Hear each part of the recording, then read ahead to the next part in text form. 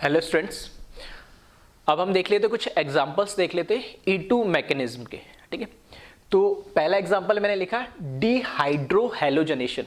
ठीक है, डी का मतलब रिमूवल करना, हाइड्रो मतलब हाइड्रोजन, साथ में हैलोजन मतलब क्लोरीन, ब्रोमीन और आयोडीन। ठीक है, तो डिहाइड्रो हैलोजनेशन मतलब हाइड्रोजन साथ के साथ हैलोजन एक ही कंपाउंड में से रिमूव हो रहा है। तो ये E2 मैकेनिज्म से जो हो रहा है। ठीक है, तो अभी तक जो हमने E2 मैकेनिज्म के जो एग्जांपल देखे हैं, जो भी प्रैक्टिस करे सॉरी, एक्चुअली वो सारे क्या डिहाइड्रो हैलोजनेशन के एग्जांपल थे। ठीक है, तो कुछ और एग्जांपल्स देख लेते हैं इसमें। जैसे फर्स्ट एग्जांपल अगर मैं लूं, यहां पे CH3 CHCl CH CH3 और यहां पे भी CH3। ठीक है, तो एक बार वैलेंसीज चेक कर लेना। तो ये इसकी रिएक्शन अगर मैंने एल्कोहलिक KOH के साथ करा दी और उसे हीट कर दिया, तो इसके जो प्रोडक्ट बनेंगे, ठीक है, तो जहां पर हैलोजन लगा हुआ था उसको हम बोलते हैं अल्फा कार्बन और उसका नियर बाय बीटा कार्बन। तो ये भी बीटा हो जाएगा और ये भी बीटा कार्बन हो जाएगा। अब कहां से एल्कीन बनेगा? जहां मोस्ट स्टेबल एल्कीन होगा। ठीक है, तो अगर लेफ्ट साइड से अगर मैं बनाऊं, ठीक है, तो ये बन जाएगा CH2 double bond CH CH3 CH3। इस वाले से अगर मैंने हाइड्रोजन हटाया, ठीक है, तो प्रोडक्ट बनेगा CH3 CH double bond C CH3 और ये CH3। तो यहां पर हम देखेंगे तो इसमें मेरे पास एक ही अल्फा हाइड्रोजन है। ठीक है, एक ही अल्फा हाइड्रोजन है। यहां पर हम देखेंगे तो 3 और यहां पर कितने 9 अल्फा हाइड्रोजन है। ठीक है, तो जो मोस्ट स्टेबल एल्कीन होगी, जो मोस्ट स्टेबल एल्कीन होगी वही, ठीक है, हमारा क्या होगा, मेजर प्रोडक्ट होगा। और उस मेजर प्रोडक्ट को हम क्या बोलते हैं? ठीक है, तो ये माइनर प्रोडक्ट है और ये मेजर प्रोडक्ट है। जो मेजर प्रोडक्ट होता है उसको हम क्या बोलते हैं? ठीक है, सेडजेफ एल्कीन।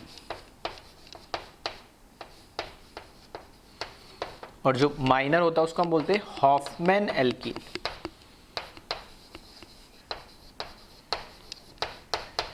ठीक है, तो ये सब चीजें हम ऑलरेडी देख चुके हैं।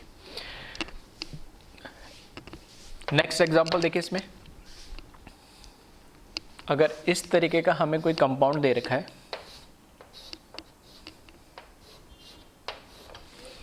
ठीक है, और हैलोजन हमें यहां लगा रखा है, सेम रिएक्शन करा दी मैंने एल्कोहलिक KOH के साथ और इसको क्या कर दिया हमने, हीट कर दिया, तो इसका प्रोडक्ट बनाया नहीं। ठीक है, तो वापस से ये तो हो जाएगा अल्फा पार्टिकल, ये बीटा पार्टिकल, ये अल्फा कार्बन, ये बीटा कार्बन, और ये दोनों भी क्या होंगे, सेम ही टाइप के बीटा कार्बन है, तो इसको बोल देता हूँ। तो 2 तरह के प्रोडक्ट मिलेंगे यहाँ पे। ठीक है, तो एक बार उसको कॉपी कर लेना। पहला जो प्रोडक्ट बनेगा यहाँ पे, ठीक है, तो पहला मैं यहां से बना देता हूं। एक तो ये एल्कीन बनेगा अगर मैंने यहां से हाइड्रोजन हटाया, और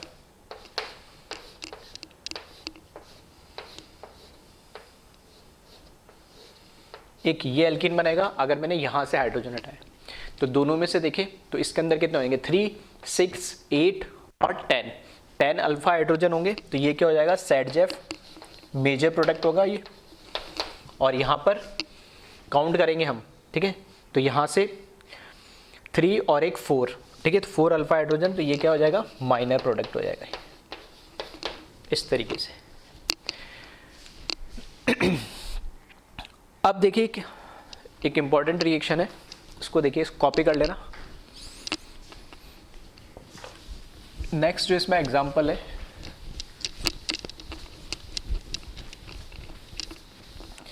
देखो इसमें जो एल्कोहलिक, जो मैंने E2 के लिए जितने भी बेस लिखा है, ठीक है, वो स्पेसिफिकली, ठीक है, मैंने बार बार बोल रहा है पहले भी और अभी भी बोल रहा हूँ, एक्सक्लूसिवली वो E2 मैकेनिज्म के लिए अंदर यूज होते हैं। अगर कई बार ये टेम्परेचर वाला सिंबल नहीं है, टेम्परेचर नहीं भी लिखा हुआ है और वो बेस अगर लिख दिया है, तो हम E2 मैकेनिज्म ही उसमें लगाएंगे और उसके अकॉर्डिंग प्रोडक्ट बनाएंगे, ठीक है। अब इसमें भी, ठीक है, एक क्वेश्चन है ऐसा, अच्छा क्वेश्चन है, इसको देखिएगा। CH2 डबल बॉन्ड CHCl, इसकी रिएक्शन करा दी एक बार एल्कोहलिक KOH के साथ और एक बार रिएक्शन करा दी हमने NaNH2 के साथ। तो इसमें बताए प्रोडक्ट बनाए।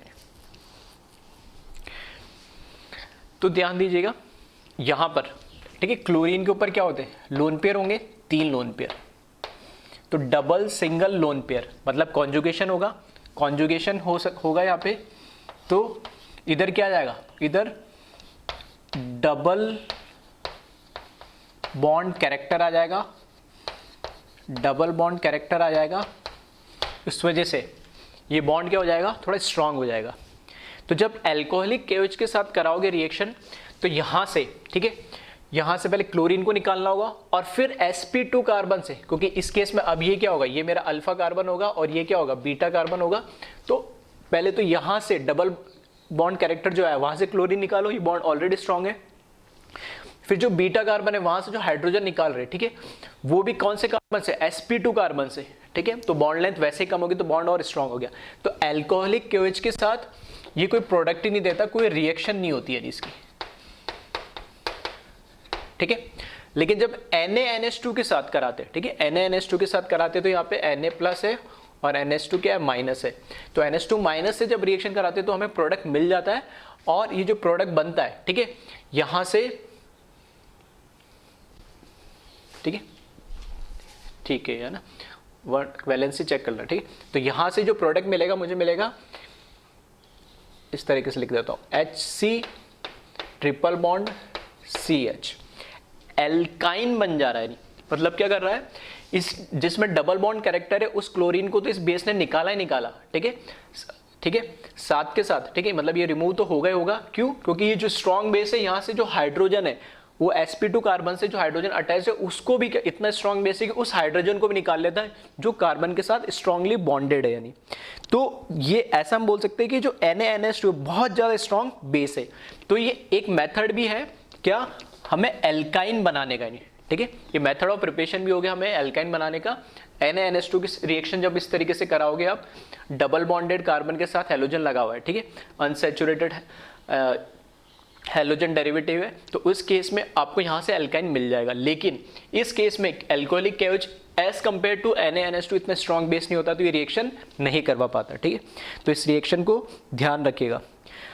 इसी तरीके से एक रिएक्शन और देख ले इसमें, अगर मैंने यहाँ पर CH3 CHCl CH3, ठीक है, इसकी रिएक्शन मैंने करा दी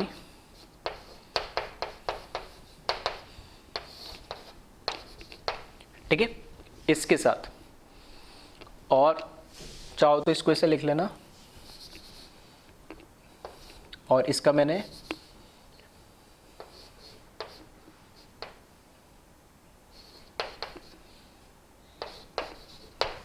ठीक है। तो मैंने बताया था ये क्या कि हमारे पास इस केस में जो हमने स्ट्रॉन्ग एसिड में हमने बात करी थी, तो बेस और उसका conjugate acid as a solvent भी ले सकते हैं। तो मैंने इस बार इसका कॉन्जुगेट एसिड ले लिया, तो इस केस में प्रोडक्ट बनाया नहीं। तो वापस वही बात है, ठीक है, ये अल्फा है, ये बीटा कार्बन है, ये भी बीटा कार्बन है, तो दो पॉसिबिलिटी है प्रोडक्ट बनने की। अब कौन सा प्रोडक्ट मेजर होगा माइनर होगा वो हमें देखना है, ठीक है। पहले लेफ्ट वाले से अगर बना रहे तो देखना यहाँ से बनेगा CH2 डबल बॉन्ड CH, फिर CH CH3 और CH3, जब यहाँ से हाइड्रोजन निकाला, प्लस यहाँ से जब हाइड्रोजन निकालोगे राइट वाले बीटा कार्बन से तो ये बन जाएगा CH3 CH double bond CH CH3 और यहाँ पे CH3। अब देखना ये जो बेस है, ठीक है, ये जो बेस है बल्कि बेस है, यानी बल्कि बेस है। तो यहाँ पर ये जो कार्बन है, ठीक है, ये कार्बन कैसा है 3 डिग्री कार्बन है ये, और ये वाला कार्बन कैसा है हमारे पास 1 डिग्री कार्बन है। तो अगर बेस बल्कि हुआ, ठीक है, अगर बेस स्पेसिफिकली इस बेस का ध्यान रखना, ठीक है, ये मैंने इसलिए लिखा है 3-4, तो इसी के एग्जांपल बता दो। ये जो बल्कि बेस है जब इस पे अटैक करेगा 3 डिग्री पे तो यहाँ पे स्टेरिक हिंड्रेंस ज़्यादा क्रिएट करेगा, ठीक है, स्टेरिक हिंड्रेंस ज़्यादा क्रिएट करेगा। तो उस वजह से यहाँ से हाइड्रोजन निकालना इसके लिए मुश्किल होगा। तो कहाँ चला जाएगा 1 डिग्री पे, तो 1 डिग्री से जो मुझे प्रोडक्ट मिलेगा, ठीक है, 1 डिग्री से जो प्रोडक्ट मिलेगा इस केस में ये मेजर प्रोडक्ट हो जाएगा। और अभी मैंने पहला जो एग्जाम्पल कराया उसमें रिएक्टेंट सेम यही था, ठीक है, बेस अलग था, लेकिन उस केस में ये प्रोडक्ट ये मेजर बन रहा था, लेकिन यहाँ ये माइनर बन जाएगा। क्यों? ठीक है, रीजन लिख दे रहा हूं, due to steric hindrance of bulky base, ठीक है, जो हमारा बेस है बहुत ही बल्की है, ठीक है, उस वजह से स्टेरिक हिंड्रेंस होगी। तो वो यहाँ पर अटैक ना करके यहाँ पर अटैक करना ज़्यादा पसंद करेगा। तो इस केस में जो मेजर प्रोडक्ट बनेगा आपका ये बनेगा। और नॉर्मल अगर बेस होता है इनके अलावा कोई भी NaNH2 KOH वगैरह, ठीक है, तो उस केस में हमारे पास वो माइनर प्रोडक्ट जो वहाँ पर बना है वो मेजर था, ठीक है, जो अभी ऑलरेडी मैं एक एग्जांपल बता चुका हूँ। तो ये कुछ एग्जांपल्स थे डिहाइड्रो हैलोजनेशन के। बाकी हम इस पर ऑलरेडी काफ़ी सारे क्वेश्चन प्रैक्टिस कर चुके, ठीक है। बेस का क्या इफेक्ट होगा मैंने बता दिया।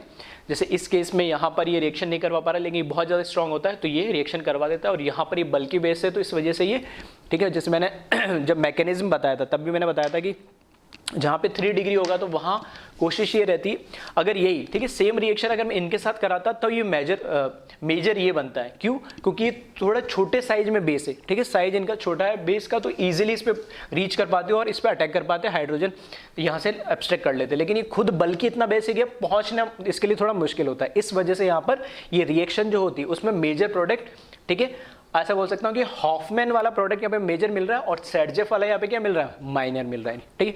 मोस्ट स्टेबल एल्किन को हम हमेशा सेटजेफ बोलते हैं, लेस स्टेबल एल्किन को हमेशा हम हॉफमैन बोलते हैं। मेजर माइनर वो डिपेंड करेगा रिएक्टेंट और हमारा क्या बेस है, ठीक है। तो इस बार हॉफमैन मेजर होगी और ये माइनर होगी। एक बार इसको कॉपी कर ले, फिर देखते हैं सेकेंड एग्जाम्पल। सेकेंड जो एग्जाम्पल है E2 का वो है डीहैलोजनेशन। डीहैलोजनेशन का मतलब है कि यहां पर देखो एक हाइड्रोजन और एक हैलोजन रिमूव हो रहा है।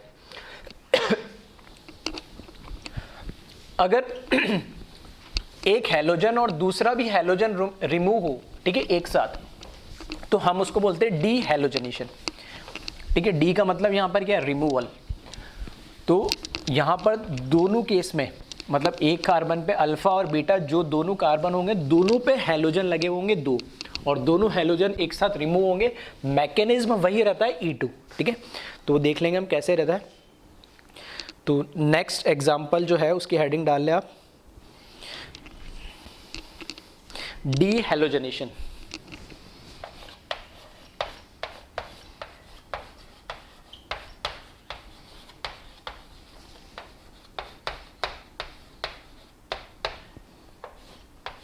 ठीक है, डीहैलोजनेशन जनरल फॉर्म में लिख देता हूं इसमें, जैसे CH2X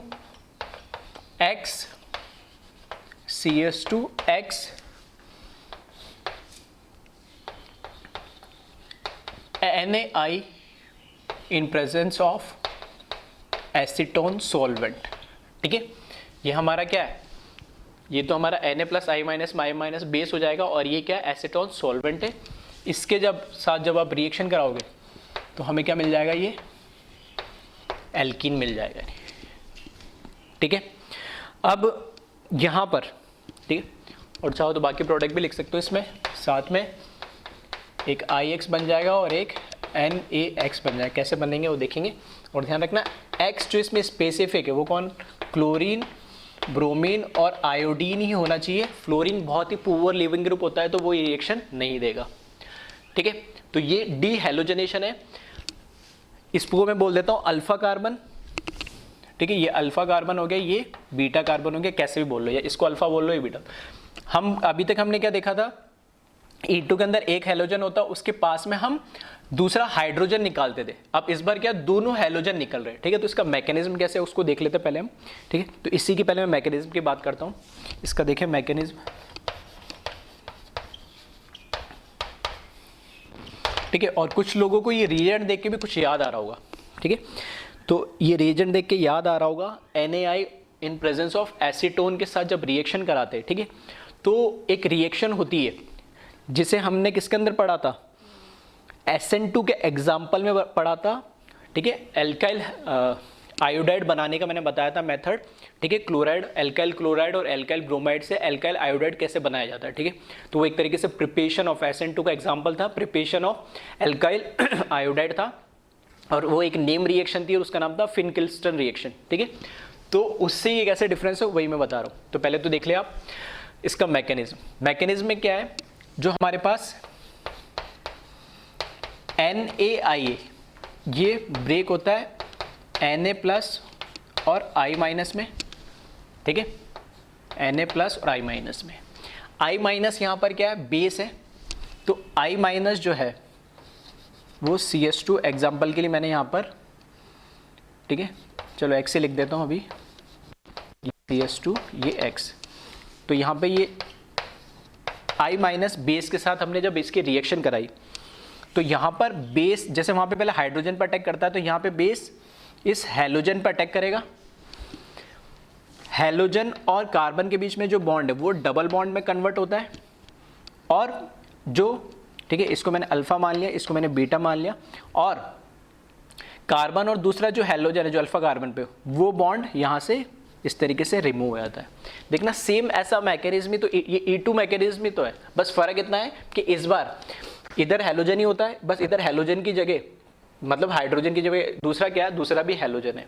तो एक तरीके से क्या है, नियर बाय कार्बन पे दो हेलोजन होते हैं, तो इनको हम क्या बोलते हैं, विसिनल या विस, ठीक है, विसिनल डाइहैलाइड या विस डाइहैलाइड है ये, ठीक है। तो ये विसिनल डाइहैलाइड से एल्कीन बनाने का, या ऐसे बोल सकता हूँ, ठीक है। कुछ बच्चे जैसे समझ रहे होंगे, ठीक है, हाइड्रोकार्बन अगर नहीं हुआ है तो ठीक है, हाइड्रोकार्बन की बहुत सारी रिएक्शन, ठीक है, अभी काफी सारे टॉपिक हो जाएंगे, ठीक है। तो इसमें बहुत सारी रिएक्शन हाइड्रोकार्बन की इन्वॉल्व होते जा रही है। तो एक्चुअली ऑर्गेनिक केमिस्ट्री ऐसे ही चलती है।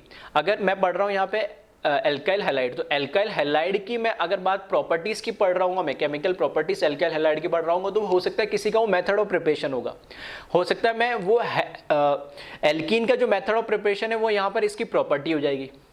आ रही बात समझ में? तो ये इंटरकनेक्टेड है ऑर्गेनिक, ऐसा नहीं है कि आपने हाँ ये हो सकता है कि वो रिएक्शन वापस यहाँ रिपीट होगी, तो तुम्हें समझ में आएगा at the end of the day की कुछ रिएक्शन है बार बार रिपीट हो रही। क्यों हो रही है? क्योंकि है तो एक ही चीज, एल्काइल हैलाइड ही है। अब एल्काइल हैलाइड से एल्कीन बना लो, ठीक है, उसको मैंने क्या बोला, method of preparation of alkene हो गया, उसी को मैंने बोल दिया एल्काइल हैलाइड में ये इसकी क्या प्रॉपर्टी हो गई। तो ये सब इंटरकनेक्टेड है, यानी तो ये मत सोचना कि अगर हाइड्रोकार्बन एल्कीन या एल्काइन, जैसे अभी मैंने बताया था एल्काइन बनाने का भी तरीका, तो रिएक्शन डायरेक्ट इनडायरेक्ट वे में यूज हो ही रही है। तो वो मैं लास्ट में, ठीक है, एक बार पूरे ऑर्गेनिक हो जाएगी, ठीक है। कॉम्पिटिशन पॉइंट ऑफ व्यू से ऐसी रिएक्शन को एक टाइप बताने में थोड़ा आसान होता है, याद रखने में, और उनका मैकेनिज्म को ईजिली, ठीक है, मेमोराइज करने में और रिएक्शन प्रोडक्ट बताने में।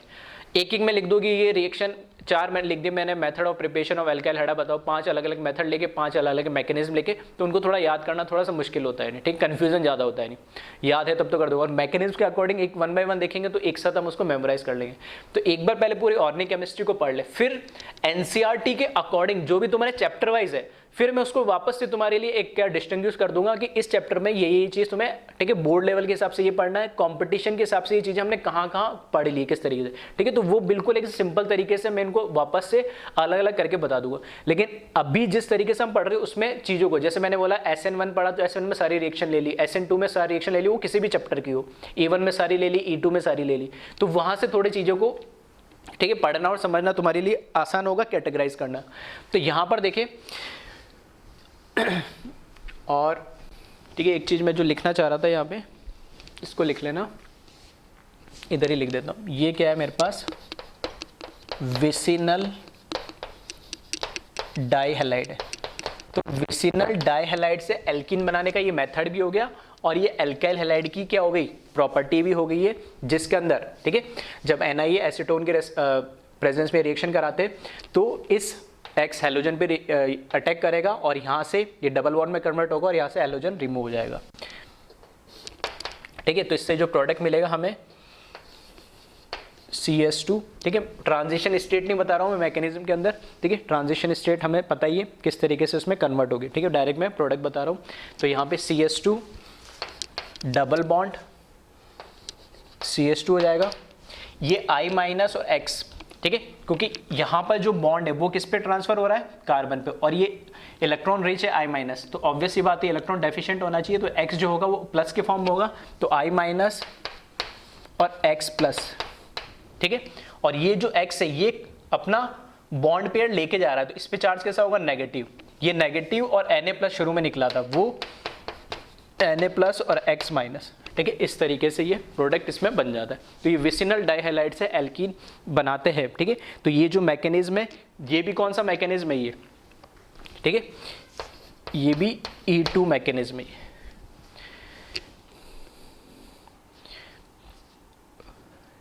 ठीक है, फिर देखें नेक्स्ट, सेम ऐसी ही रिएक्शन।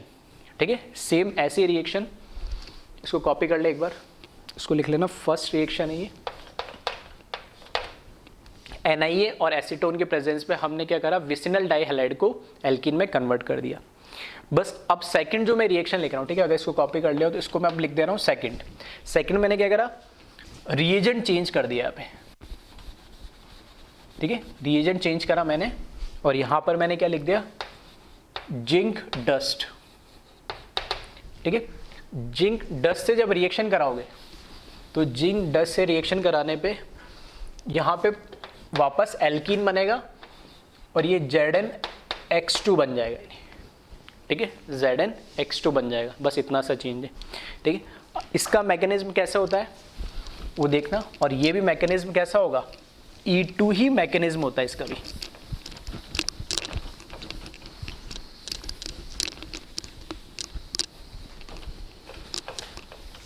ठीक है, सेकंड रिएक्शन जो है जिंक डस्ट के प्रेजेंट में करवा रहा हूँ, तो देखना यहाँ पे जो जिंक होता है वो Zn+2 में जाता है और 2 इलेक्ट्रॉन को क्या कर देता है, ये लूज कर देता है।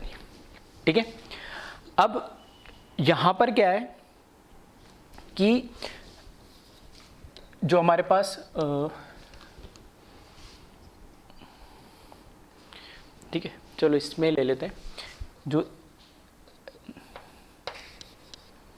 CS2X CS2X। ठीक है, इस तरीके से। अब इसमें क्या है ये जो विसिनल डाइहैलाइड है, ठीक है, विसिनल डाइहैलाइड है, तो ये जो मैकेनिज्म होता है फ्री रेडिकल से होता है। ठीक है, मतलब प्रोडक्ट आपको सेम ही मिलेगा, फ्री रेडिकल मैकेनिज्म है। तो कैसे होता है कि इसमें यहाँ पर कार्बन और हैलोजन के बीच में जो बॉन्ड है, ठीक है, होमोलाइटिक क्लेवेज होता है। नहीं, होमोलाइटिक क्लेवेज में एक इलेक्ट्रॉन ये ले लेगा अपना, एक इलेक्ट्रॉन ये ले लेगा। इसी तरीके से यहाँ पे भी होमोलाइटिक क्लेवेज होगा, एक इलेक्ट्रॉन ये ले लेता है अपना और एक इलेक्ट्रॉन ये ले लेता है। ऐसा जब करोगे, ठीक है, ऐसा करने पे, ठीक है, और ये क्यों हो रहा है ऐसा, क्योंकि हमारे पास जो जिंक है उसने 2 इलेक्ट्रॉन को क्या लूज करे। ये दो इलेक्ट्रॉन है, ये 2 इलेक्ट्रॉन को यहाँ पे जो हमारा हैलोजन है, ठीक है, जो हमारा हैलोजन है वो इसको क्या कर लेता है, लेके और Cl यानी X माइनस में कन्वर्ट हो जाता है। ठीक है, तो यहाँ पे ये जो 2 इलेक्ट्रॉन है होमोलाइटिक क्लेवेज होने पर, जैसे यहाँ पर X डॉट आएगा, ठीक है, मतलब Cl होता है, Cl डॉट आता है तो एक इलेक्ट्रॉन ये ले लेगा तो Cl माइनस में कन्वर्ट हो जाएगा। इसी तरीके से यहाँ पे X डॉट आता है तो वो X माइनस में कन्वर्ट हो जाएगा और इस पे एक फ्री रेडिकल, तो इस तरीके से बन जाएगा ये CS2 dot plus 2X minus. ठीक है, अगर X से कन्फ्यूजन हो रहा है तो Cl वगैरह या Br कुछ लिख के देख लेना। ठीक है, यहाँ पर क्या हो रहा है, होमोलाइटिक क्लेवेज हो रहा है, होमोलाइटिक फ्यूजन हो रहा है। यहाँ पे जो 2 इलेक्ट्रॉन है वो किन्होंने लिए, ये जो हमारे हैलोजन है, तो उस पर X माइनस आ गया और ये फ्री रेडिकल है। अब यहाँ पर क्या हुआ, दोनों ने, इसने अपना इलेक्ट्रॉन यहाँ पर और इसने अपना इलेक्ट्रॉन यहाँ पर, दोनों ने अपना अपना इलेक्ट्रॉन क्या करा, ठीक है, शेयर करा और क्या बना लिया इन्होंने, एल्कीन। तो CS2 डबल बॉन्ड CS2 और ये जो 2X माइनस था ये Zn+2 के साथ रिएक्ट करके ठीक है, Zn+2 के साथ रिएक्ट करके इसने क्या बना लिया, Zn(X2) बना लिया। ठीक है, वही मैंने प्रोडक्ट लिखा था। ठीक है, तो इससे भी सेम, तो अगर मैं बोलूँ, अगर मेरे पर विसिनल डाइहैलाइड है, ठीक है, कंक्लूजन ये बोल रहा हूँ कि अगर विसिनल डाइहैलाइड है, ये हालांकि फ्री रेडिकल मैकेनिज्म है, लेकिन इसमें भी बता दिया, क्यों बता दिया, क्योंकि प्रोडक्ट हमसे सेम ही मिल रहा है नहीं। तो NaI और एसीटोन के प्रेजेंस में रिएक्शन कराओ या जिंक डस्ट के प्रेजेंस में रिएक्शन कराओ, किसकी, विसिनल डाइहैलाइड की, तो हमेशा मुझे क्या मिलेगा, एल्कीन मिलेगा। ठीक है, बाय प्रोडक्ट इतने इंपॉर्टेंट नहीं है, एल्कीन हमारे इंपॉर्टेंट है जो मेन प्रोडक्ट बन रहा है। ठीक है, तो सेम टाइप की रिएक्शन देता है। हाँ, हालांकि ये फ्री रेडिकल मैकेनिज्म पे हो रहा है। ठीक है, ये हम एल्केन जब पढ़ेंगे, ठीक है, एल्केन जब पढ़ेंगे, या मैं क्या करूंगा, फ्री रेडिकल मैकेनिज्म की जो रिएक्शन है वो एक साथ बता दूंगा, तो उसमें सारी चीजें कवर हो जाएगी, वहां पर भी इसको एक बार हम पढ़ेंगे। ठीक है, अभी मैंने एक बार फिर भी मैकेनिज्म बता दिया इसका, तो एक बार इसको कॉपी कर ले। यानी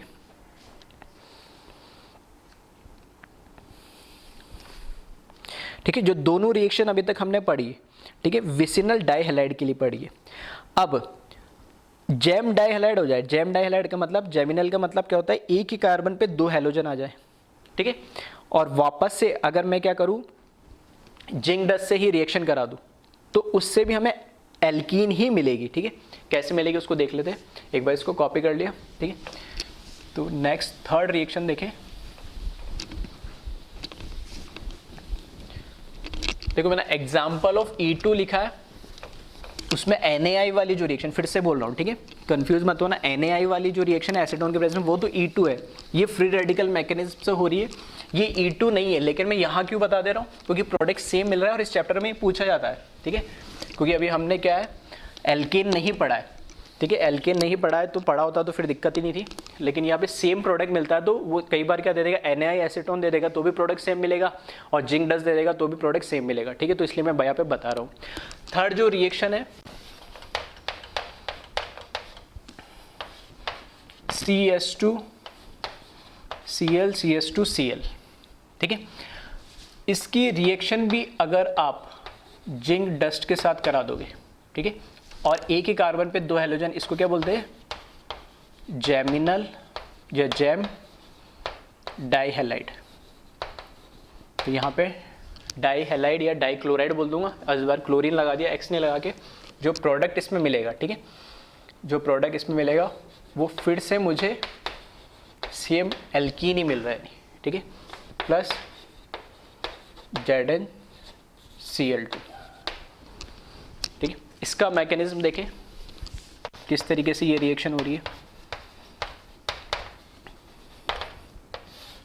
वापस से जो जिंक है वो जिंक +2 प्लस 2 इलेक्ट्रॉन में क्या हो जा रही है, 2 इलेक्ट्रॉन क्या कर दे रहा है, वो लूज कर दे रहा है। नहीं, अब यहां पर क्या है मेरे पास, देखना CH2 के साथ 2 क्लोरीन लगे हुए हैं।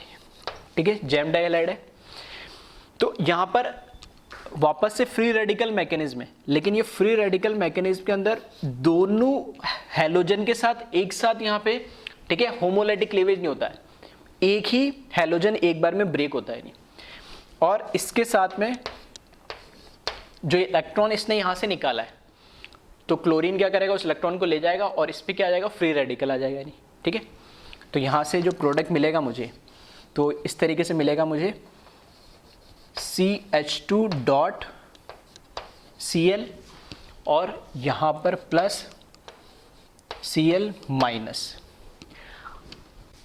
अब क्योंकि यहाँ पे मुझे 2 इलेक्ट्रॉन है, तो इसको बैलेंस करने के लिए मैंने यहाँ पे क्या करा, 2 इलेक्ट्रॉन, तो इसके मैंने क्या करा, 2 मॉलिक्यूल ले लिया।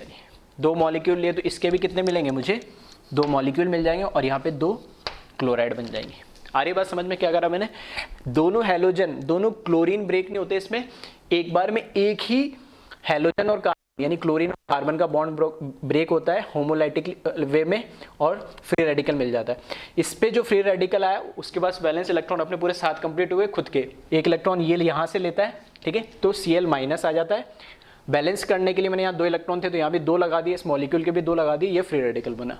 अब ये जो फ्री रेडिकल बना है, ये 2 मॉलिक्यूल बन गए। अब ये 2 मॉलिक्यूल आपस में, ठीक है, ये 2 मॉलिक्यूल इस तरीके से आपस में ClCH2 प्लस CH2Cl, ठीक है, ऐसे क्यों लिखा, इसका फ्री रेडिकल और इसका फ्री रेडिकल, ठीक है, दोनों करते क्या करते हैं, एक सिग्मा बॉन्ड बना लेते हैं दोनों मिलके, और यहाँ पर इसने बना लिए इस तरीके से CS2Cl और CS2Cl। दोनों ने क्या करा, अपना अपना जो एक एक, ठीक है, फ्री रेडिकल वाला जो इलेक्ट्रॉन था दोनों ने शेयर करा और क्या बनाया, सिग्मा बॉन्ड बना लिए, ये इसका Cl इसके साथ। अब जब ये बन गया हमारे पास, अब जैम से मैंने क्या बना दिया, विसिनल डाइहैलाइड या विसिनल डाइक्लोराइड बना दिया। अब फिर जो रिएक्शन अभी हमने बढ़ी थी फ्री रेडिकल वाली वो हो जाएगी, जिंक डस्ट के साथ वापस ये रिएक्ट करेगा और इसमें से क्या निकल जाएगा, क्लोरीन निकल जाएगा और एल्कीन बना लेगा नहीं, ठीक है। तो यहां से फिर से जिंक डस्ट के साथ, ठीक है, ये रिएक्शन अभी इसके आगे का मैकेनिज्म विसिनल के लिए हम ऑलरेडी देख चुके हैं। तो जिंक डस्ट के साथ ये रिएक्शन करेगा और यहाँ से CS2 double bond CS2 plus ZnCl2 ये बना लेगा। इसका क्या हुआ, तो यहाँ पे ऑलरेडी पहले से Zn+2 था, ठीक है, उसके साथ ये ZnCl2 बना लेगा, ठीक है। तो ओवरऑल अगर देखोगे, कंक्लूजन देखोगे, तो विसिनल डाइहैलाइड हो या जेमिनल डाइहैलाइड हो, मिल हमें क्या आ रहा है, एल्कीन ही बन रहा है। इसमें खास बात ध्यान रखने क्या है कि यहाँ पर एक ही टाइप का मॉलिक्यूल है, यानी मैं इसको कैसे बोल सकता हूँ, सिमेट्रिकल टाइप ऑफ एल्कीन बनती है इसके अंदर, सिमेट्रिकल टाइप ऑफ एल्कीन बनती है, क्योंकि अगर मैं यहाँ पे एक कार्बन वाला लिया मैंने, ठीक है, तो उसका डबल हो जाएगा, 2 कार्बन वाला एक और लगता तो कितना हो जाता, 4 हो जाता, 3 वाला लेता 6, तो इस तरीके से सिमेट्रिकल एल्कीन बनती है। नहीं अगर मैंने क्या लिया, विसिनल डाइहैलाइड लिया, ठीक है, विसिनल डाइहैलाइड लिया तो उसमें अनसिमेट्रिकल टाइप बन सकती है, क्योंकि उसमें एक ही मॉलिक्यूल में से हैलोजन बनता है, तो पीछे उसके कार्बन की चेन कितने भी लगा दो उससे कोई फर्क नहीं पड़ता है, ठीक है। तो यहां मैंने 3 मैकेनिज्म बता दिए, एक तो E2 बताया विसिनल डाइहैलाइड के लिए, दूसरा बताया मैंने विसिनल डाइहैलाइड के लिए फ्री रेडिकल मैकेनिज्म, और तीसरा जेमिनल डाइहैलाइड के लिए भी मैंने क्या बताया, फ्री रेडिकल मैकेनिज्म। हाँ, यहाँ पर ये क्या करता है, जैम को किस में कन्वर्ट कर देता है, विसिनल को, और विसिनल के बाद वापस वही रिएक्शन हो जाती है, ठीक है। तो ये भी रिएक्शन इंपॉर्टेंट है, इसको भी एक बार ध्यान से देख लो और कॉपी कर ले। अब इसी पे कुछ क्वेश्चन हम देख लेते हैं।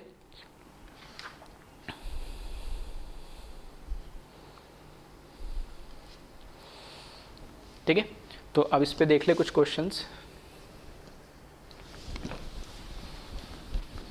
तो क्वेश्चन लिख ले इसमें, इसकी चाहो तो शॉर्ट ट्रिक भी लिख सकते हो, ठीक है, मैकेनिज्म वैसे मैंने बता ही दिया, ठीक है। चलो एक बार मैं बता देता हूँ, शॉर्ट ट्रिक भी लिख लेना, फ्री रेडिकल मैकेनिज्म के लिए या वैसे भी लिख लो, दोनों के अंदर।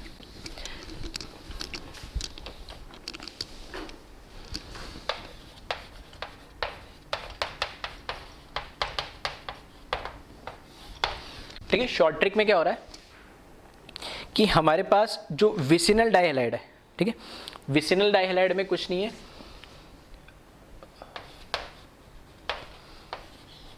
CS2X और ये विसिनल है, ठीक है।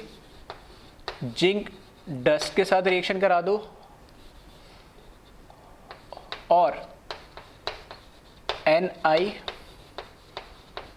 एसीटोन के साथ रिएक्शन करा दो। दोनों के केस के अंदर हमें क्या करना है, इनको निकाल देना है और ये बॉन्ड ब्रेक हो जाएगा, ठीक है, डायरेक्ट लिखो, यानी ये एल्कीन बन जाएगा यहाँ पे, और प्लस यहाँ पर, ठीक है, जिंक के साथ होगा तो ZnX2 आ जाएगा और इसका प्रोडक्ट बन जाएगा, ठीक है। तो इस केस में मेजरली, ठीक है, हमारा जो फोकस होता है वो, ठीक है, किस पे होता है, एल्कीन ऑर्गेनिक प्रोडक्ट पे होता है, इनऑर्गेनिक पे नहीं होता है, ठीक है। तो उसके लिए लोड मत लेना, मैंने बता दिया एक्चुअल। फिर भी हमें डायरेक्ट एल्कीन बनाना हो, ठीक है, विसिनल के केस में जिंक डस्ट हो या Na हो, ठीक है, तो क्या करो, दोनों से हैलोजन निकालो और एल्कीन बना दो। सेकंड, अगर मेरे पास क्या जेमिनल आ जाए, ठीक है, ये कौन सा है, विसिनल डाइहैलाइड आ जाए, ठीक है। अगर मेरे पास जेमिनल डाइहैलाइड आ जाए तो देखना CS2X और X। अगर ये मुझे एक मॉलिक्यूल दे रहेगा तो मैं क्या करूँ, ऐसा एक और मॉलिक्यूल लिख दूँ इसके सामने, कार्बन, ये S2। क्या करूँ, जितने भी हैलोजन लगे इन सबको क्या करूँ मैं, हटा दूँ यहाँ से और डायरेक्ट प्रोडक्ट बना दूँ, किसके प्रेजेंस में, ये जिंक डस्ट के प्रेजेंस में होगा, और यहाँ से S2C डबल बॉन्ड CS2, ठीक है, ये हमारा मेन प्रोडक्ट बन जाएगा। और चाहो तो, ठीक है, इस केस में तो ZnX2 लिख सकते हैं, ठीक है। तो यहाँ भी चाहो तो लिख सकते हो ZnX2 बन जाएगा, और यहाँ पर अगर मैंने NaI एसीटोन के साथ कराया तो IX प्लस NX बन जाएगा, ठीक है। और ये क्या है, जैम डाइहेलाइड, ठीक है। मैकेनिज्म मैंने बता दिया, चाहो तो ऐसे भी डायरेक्ट आप याद रख सकते हो, ठीक है। अब आइए इस पे कुछ क्वेश्चंस देख लेते हैं। क्वेश्चन लिख ले, right the product of given reaction. अब देखो इसके अंदर क्या है, जो फ्री रेडिकल मैकेनिज्म है, तो इसमें कुछ प्रॉब्लम ऐसा सच नहीं आ रही है जैसे E2 मैकेनिज्म आती है, क्योंकि हमें पता है E2 के अंदर क्या होता है, एंटी मैकेनिज्म को फॉलो करता है, ठीक है। मतलब जो हमारे पास अल्फा और बीटा कार्बन पे हम जो हाइड्रोजन और हेलोजन या दोनों हेलोजन जो हटा रहे हो कहाँ पोजीशन पे होने चाहिए, एक दूसरे के एंटी पोजीशन पे होने चाहिए, तभी E2 मैकेनिज्म फॉलो होगा, ठीक है। ऐसे क्वेश्चन में लास्ट क्लास में करवा चुका हूँ, तो बस इस बार दोनों हेलोजन आ जाएंगे तो बस उसका ध्यान रखना है, नहीं, ठीक है। तो इसमें देख ले आप, क्वेश्चन लिख ले पहले, right the product of given reaction.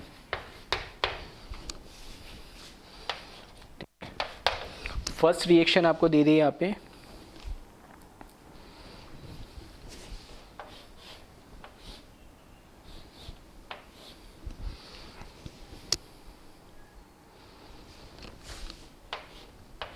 HCl, ClH और ClH reaction with NaI in presence of acetone, ठीक है। इसका प्रोडक्ट बनाइए, क्या बनेगा,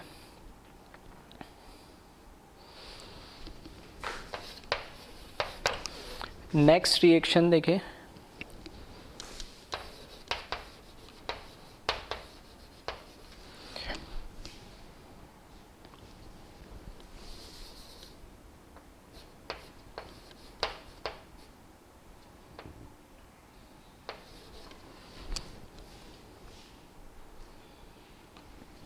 और इसके रिएक्शन में हमने करा दी NaI और एसीटोन के साथ, ठीक है। तो इसका भी प्रोडक्ट बनाइए।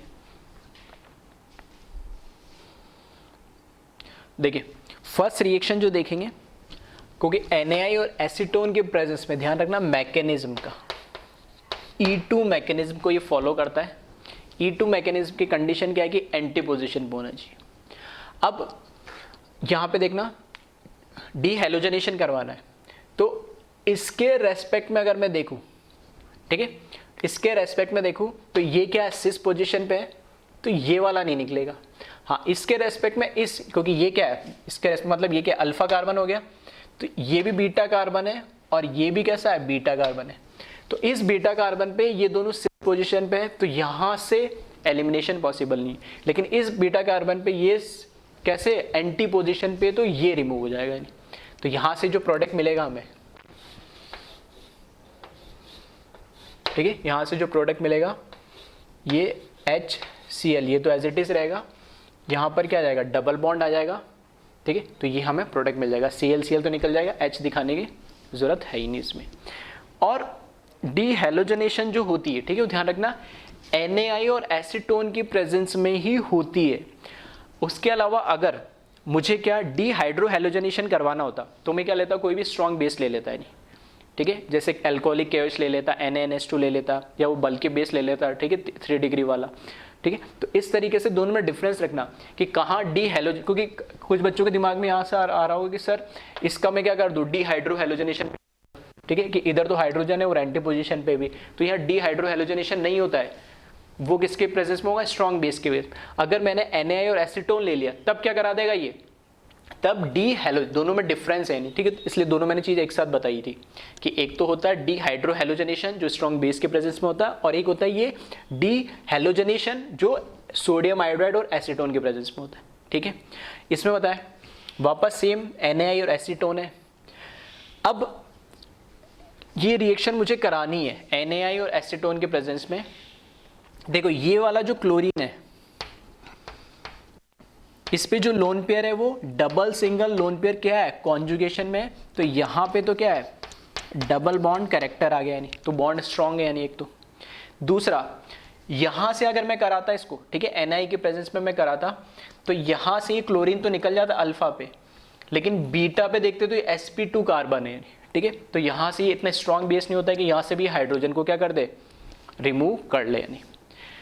तो इस केस में क्या हो रहा है, तो क्या यहाँ पर ये रिएक्शन होगी या नहीं होगी, तो यहाँ पर ये रिएक्शन E2, ठीक है, यहाँ पर ये रिएक्शन E2 तो पॉसिबल नहीं है, ठीक है, E2 तो पॉसिबल नहीं है, लेकिन हमें पता है NaI और एसीटोन के प्रेजेंस में ये SN2 रिएक्शन जरूर दे देगी, यानी इसमें तो डबल बॉन्ड कैरेक्टर है, तो इसको तो सब्स्टिट्यूट नहीं करेगी, किसको, इसको सब्स्टिट्यूट कर देगी। फिनकिल्स्टन जो रिएक्शन है, ठीक है, वो यहाँ पर हो जाएगी जो SN2 मैकेनिज्म है, ठीक है। दोनों इसलिए मैंने एक साथ लगाया, दोनों में डिफरेंस कर सको आप, ठीक है।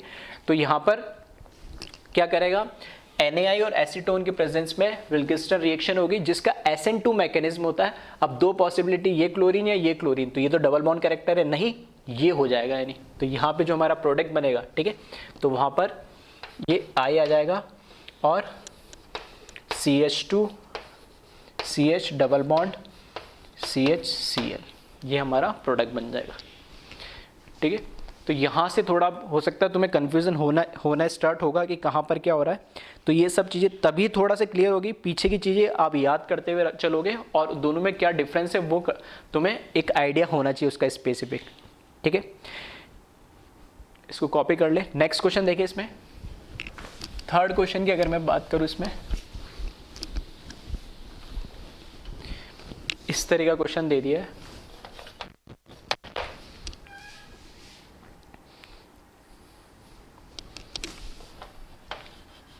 CH3 ठीक है, फिशर प्रोजेक्शन के फॉर्म में तुम्हें दे दिया है, और यहाँ पे HCl, यहाँ पे Cl और H, और रिएक्शन वापस से NaI के साथ हो रही है एसीटोन के प्रेजेंस में, ठीक है। तो देखिए इसमें यहाँ पर जो रिएक्शन हो रही है, ठीक है, उसका प्रोडक्ट क्या बनेगा। तो हमें पता है अगर ये E2 मैकेनिज्म, ठीक है, E2 मैकेनिज्म को अगर फॉलो करे NaI और एसीटोन, ठीक है, ये कब होगी और E2 कब होगी और SN2 कब होगी, ठीक है। दोनों में से आई थिंक अब ये क्लियर हो गया होगा कहाँ होगी, जहाँ पर, ठीक है, अल्फा हाइड्रोजन नहीं है, ठीक है, अल्फा हाइड्रोजन नहीं है तब तो मैं क्या करा दूंगा, SN2 करा दूंगा, और अल्फा हाइड्रोजन है तब यहाँ पर क्या हो जाएगी, इजीली E2 हो जाएगी, नहीं, ठीक है।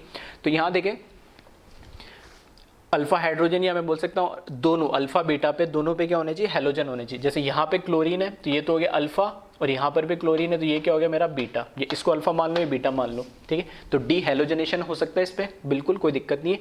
तो E2 मैकेनिज्म तो पॉसिबल है, E2 मैकेनिज्म तो यहाँ पर पॉसिबल है, लेकिन आप प्रोडक्ट कैसे बनाओगे, ठीक है। तो जैसे मैंने बताया था, ऐसे क्वेश्चन की लास्ट लेक्चर में प्रैक्टिस भी करवाई थी, इसको फिशर को किस में कन्वर्ट कर लो, फिशर को इसको न्यूमैन के अंदर कन्वर्ट कर लो, ठीक है। तो इसको कन्वर्ट कर लेते हैं, ठीक है, अल्फा बीटा ही नाम रहने देते हैं इसको, और न्यूमैन में जब कन्वर्ट करोगे, ठीक है, तो कौन सा एक्लिप्स फॉर्म ही बनेगा इसका। तो इस तरीके से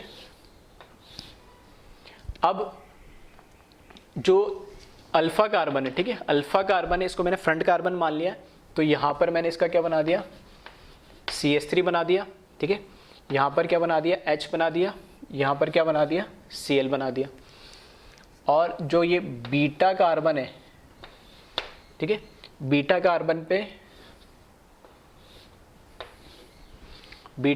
पे इधर क्या आ जाएगा, इधर भी आ जाएगा CH3, और लेफ्ट में क्या आ जाएगा, Cl आ जाएगा, और राइट में क्या आ जाएगा, H आ जाएगा।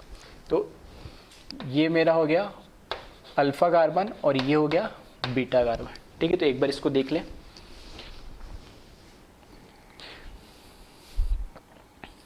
ठीक है। अब हमें क्या चाहिए कि E2 मैकेनिज्म करवाना है, तो जो दोनों क्लोरीन है, ये दोनों क्लोरीन कहाँ होने चाहिए, एंटी पोजीशन पे होनी चाहिए। तो एंटी पोजीशन पे लाने के लिए आपको बस क्या करना है, इसको रोटेट करवाना है। रोटेट करवाओगे तो देखो जो अल्फा कार्बन वाला ये पास में, तो मैं इसको क्या कर रहा हूँ, एंटी क्लॉकवाइज करके नीचे ला रहा हूँ, ठीक है। तो देखना ये अल्फा कार्बन है, यहाँ क्लोरीन, मैं इसको क्या कर रहा हूँ एंटी क्लॉकवाइज, अल्फा कार्बन को एंटी क्लॉकवाइज घुमा रहा हूँ ताकि क्लोरीन यहाँ आ जाए। क्लोरीन जब यहाँ आएगा तो CH3 राइट में आ जाएगा और H लेफ्ट में चला जाएगा। बीटा जो कार्बन है, बीटा कार्बन में मैं क्लोरीन को ऊपर लाना चाह रहा हूँ ताकि एंटी पोजीशन पाए, तो मैं इसको कैसे क्लॉकवाइज घुमाऊंगा बीटा कार्बन को, जो पीछे वाला कार्बन है, तो यहाँ पे क्लोरीन ऊपर आ जाएगा और जब मैं इसको ऐसे घुमाऊंगा तो CH3 राइट में आ जाएगा और इधर क्या आ जाएगा H आ जाएगा। अब ये दोनों एंटी पोजीशन पे आ गए नहीं। अब मैं प्रोडक्ट बना सकता हूँ इससे, ठीक है। तो इसका प्रोडक्ट बना लो। जब इसका प्रोडक्ट बनाओगे, ठीक है, तो फ्रंट वाले कार्बन को, ठीक है, ये अल्फा मान लेता हूँ, इसको बीटा मान लेता हूँ, ठीक, कोई फ़र्क नहीं पड़ना, किसी को कुछ भी मान लो। इस पे 2 वैलेंसी होगी, इस पे 2 वैलेंसी। जो अल्फा कार्बन है, ठीक है, जो फ्रंट वाला कार्बन है वो अल्फा नाम दे रखा है, तो अल्फा कार्बन पे क्या होगा H और CH3, लेफ्ट में H राइट में CH3। बीटा कार्बन जो पीछे वाला हो उसमें यहाँ पे H और यहाँ पर CH3, और कैसा बन रहा है ये सिस प्रोडक्ट बनेगा, ठीक है। तो ऐसे क्वेश्चन मैं करवा चुका हूँ, बस वहाँ पे हाइड्रो हेलोजनेशन में करवाया था और यहाँ पर क्या हो गया, बस यहाँ पर बस फ़र्क इतना है कि डी हेलोजनेशन हो रहा है, ठीक है, दोनों हेलोजन्स यहाँ रिमूव हो रहे हैं। ऐसे एक और देख ले क्वेश्चन, इसमें एक क्वेश्चन हम ले लेते हैं जैम वाला, ठीक है। इसकी रिएक्शन मैंने करा दी जिंक डस्ट के साथ, तो इसका बना है प्रोडक्ट, ठीक है। तो शॉर्ट ट्रिक मैंने बताया था, जब जेमिनल हो तो क्या करो, ऐसा प्रोडक्ट बिल्कुल इसके सामने बना लो और दोनों में से क्या करो क्लोरीन निकाल लो, ठीक है। तो इसका प्रोडक्ट क्या बनेगा, ठीक है,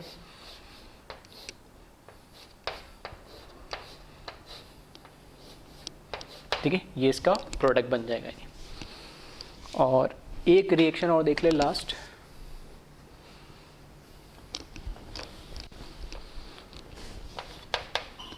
ठीक है, ये भी एक इंपॉर्टेंट रिएक्शन है, 5th वाली, क्लोरोफॉर्म CHCl3 की रिएक्शन आप फिर से जिंक डस्ट के साथ करवा दो, ठीक है। अब यहाँ पे 3 हैलोजन एक साथ आ गए नहीं, तो देखना प्रोडक्ट इसमें जो बनता है वो बनता है एल्काइन,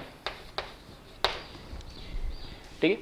सेम जो विसिनल डाइहैलाइड वाला मैकेनिज्म है, सॉरी जैम डाइहैलाइड वाला, ठीक है, इसका जो मैकेनिज्म है जिससे हम ये एल्कीन बनाते हैं वैसे ही एल्काइन बन जाता है। जैसे इसमें क्या होता है, पहले एक हैलोजन यहाँ से निकला, फ्री रेडिकल बना, फिर वो दूसरे इसी कंपाउंड के साथ कंबाइन हुआ और वहाँ से क्या हो जाता है विसिनल फॉर्म में, ठीक है, डी हैलोजनेशन हो जाता है। फिर अब जो हैलोजन बचा है एक और, ठीक है, उसके साथ वापस फिर रेडिकल होगा, फिर वो कंबाइन होगा और इस तरीके से निकलता जाएगा। तो इसको जैसे शॉर्ट ट्रिक जैसे इसमें बताया, ठीक है, इसको इसी तरीके से ध्यान रखना, इसको और डिटेल में, ठीक है। एल्काइन, क्योंकि एल्काइन का फॉर्मुलेशन है हाइड्रोकार्बन में तो पड़ता ही है और ये फ्री रेडिकल मैकेनिज्म से होता ही है, ठीक है। तो सेम ऐसा ही है, CH, ये ऐसे लिख ले CH 3 क्लोरीन, ठीक है, क्लोरोफॉर्म भी बोलते हैं इसको, तो Cl Cl Cl CH, ठीक है, 2 मॉलिक्यूल बना ले, ठीक है, इसमें भी सिमेट्रिकल एल्काइन ही बनती है। यहाँ से इस तरीके से यहाँ से निकाल ले, 3 क्लोरीन यहाँ से, 3 क्लोरीन यहाँ से, ठीक है। तो CH ट्रिपल बॉन्ड CH 1 2 3 1 2 3, तो इनके बीच में ट्रिपल बॉन्ड बन जाएंगे और यहाँ पे ZnCl2 बनेगा, ठीक है। तो कितने 6 हो गए, तो 3 मोल बन जाएंगे इसके, 3 ZnCl2, ठीक है। तो इस रिएक्शन को भी ध्यान रखें नहीं, ठीक है। तो अब यहाँ पे एग्जाम्पल जो 2 तरह के हमने देखे थे, डी हाइड्रो हेलोजनेशन, उस पर ऑलरेडी पहले हम क्वेश्चन कर चुके थे। एक मैंने नई चीज़ यहाँ बताई, डी हेलोजनेशन जो सोडियम NaI, ठीक है, सोडियम आयोडाइड और एसीटोन के प्रेजेंट में होती है, नहीं E2 मैकेनिज्म को फॉलो करती है। और सेम प्रोडक्ट हमें जिंक डस्ट के साथ भी मिलता है, विसिनल के साथ भी मिलता है और जैम डाइहैलाइड के साथ भी मिलता है, ठीक है। मैकेनिज्म मैं ऑलरेडी बता चुका हूँ। अब थोड़ा सा इसमें ध्यान रखें कि सोडियम आयोडाइड और एसीटोन के प्रेजेंस में, ठीक है, सेम रिएक्शन होती है एल्काइल, यानी एल्काइल आयोडाइड बनाने की, जिसको हम बोलते हैं फिनकल्स्टन रिएक्शन, जो कि SN2 होती है। दोनों में डिफरेंस क्या मैंने बता दिया नहीं, ठीक है। अगर हमारे पास अल्फा बीटा कार्बन पे हेलोजन नहीं है, ठीक है, तब तो अगर नॉर्मल कंडीशन होगी तब तो SN2 देगा, अदरवाइज वो क्या देगा, हमारे पास E2 देगा नहीं, ठीक है। और E2 कैसा होता है, एंटी मैकेनिज्म होता है, तो उसका ध्यान रखना, इस तरह के क्वेश्चन इसमें पूछे जा सकते हैं। अब हम देखेंगे SN1, SN2, E1 और E2 चारों के अंदर कंपैरिजन, ठीक है। तो थोड़ा सा, ठीक है, जितना पढ़ा उसको रिवाइज करके इसको देखोगे तो थोड़ा सा समझने में आसानी होगा, ठीक है। एज सच इतना कंपटीशन इनके बीच में कंपेयर करना इतना आसान नहीं, फिर भी ठीक है कोशिश करिए इसको थोड़ा सा समराइज करने की, ताकि थोड़ा सा आपको समझने में आसानी हो, ठीक है। तो इस नेक्स्ट हम जो देखने वाले इन पे कंपेरिजन देखने वाले, comparison between SN1, SN2, E1, E2। अगर एक सबस्ट्रेट है तो उस पर कौन सी रिएक्शन फेवरेबल होगी किस कंडीशन में, ठीक है, तो वो हमें देखना है। तो एक बार इसको एक बार पहले आप नोट कर लें।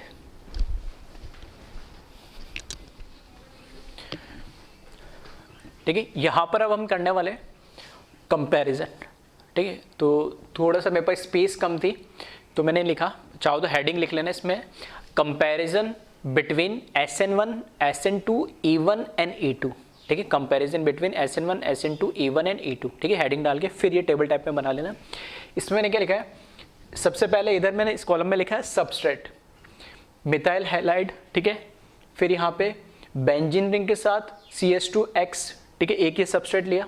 फिर यहाँ पर ये वाला जो है 1 डिग्री, ठीक है, ये मैंने 1 डिग्री हैलाइड ले लिया, यहाँ पर ये 2 डिग्री ले लिया, और यहाँ पर ये 3 डिग्री, 1, 2, 3 डिग्री ये ले लिया।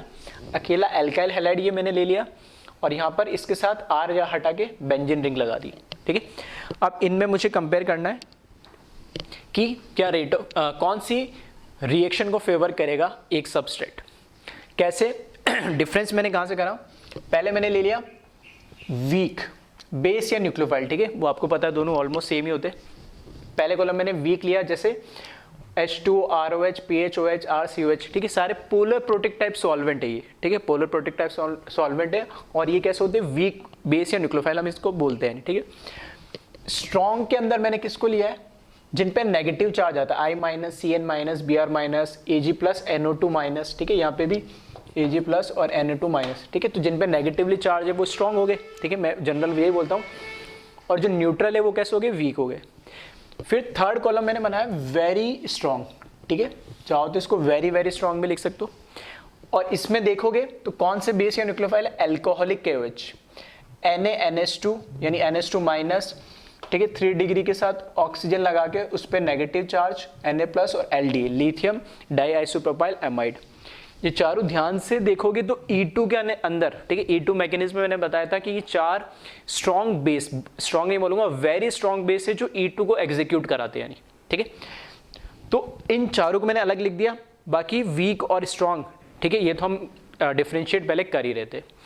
ये जो चारों बेस है, ये मैं न्यूक्लियोफाइल बोलूँ या बेस बोलूँ, ठीक है, चारों जो बेस है ये अगर कहीं दिख गए, अगर टेम्परेचर नहीं भी दे रखा है, अगर टेम्परेचर हाई, ठीक है, डेल्टा का सिंबल या टेम्परेचर नहीं भी दे रखा है और ये बेस दे रखे, ठीक है, तो बाय डिफॉल्ट जनरली प्रोडक्ट आप क्या बनाना है, E2 वाला ही बनाना है, नहीं, ठीक है। इन बेस की खास बात ये, ठीक है, तभी इनको लिखा जाता है।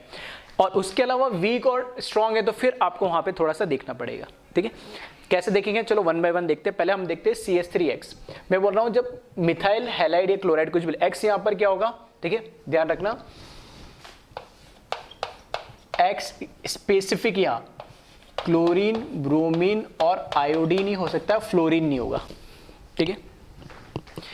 तो अगर CH3X है तो अगर चारों में से देखिए कि अगर वीक बेस है, मतलब ये सबस्ट्रेट की रिएक्शन वीक बेस के साथ अगर मैं कराता हूं तो कौन सा मैकेनिज्म को फॉलो करेगा ये हमें बताना है, ठीक है।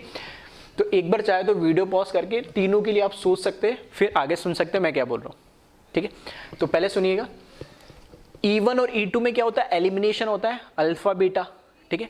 तो अल्फा पे तो X है, क्या मेरे पास बीटा है क्या, यहाँ पर बीटा कार्बन है जिसमें हाइड्रोजन है क्या, नहीं है। तो एलिमिनेशन E1 और E2 तो यहाँ पे पॉसिबल ही नहीं, किसमें, मिथाइल हैलाइड में। तो यहाँ पे E1 E2 की बात हो गई खत्म। अब मुझे देखना SN1 और SN2।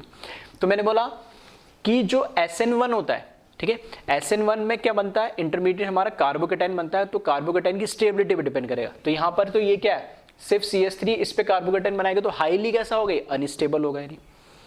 और SN2 के लिए क्या होता है कि जितना स्टेरिक हिंड्रेंस कम हो सबस्ट्रेट पे उतना ही अच्छा है।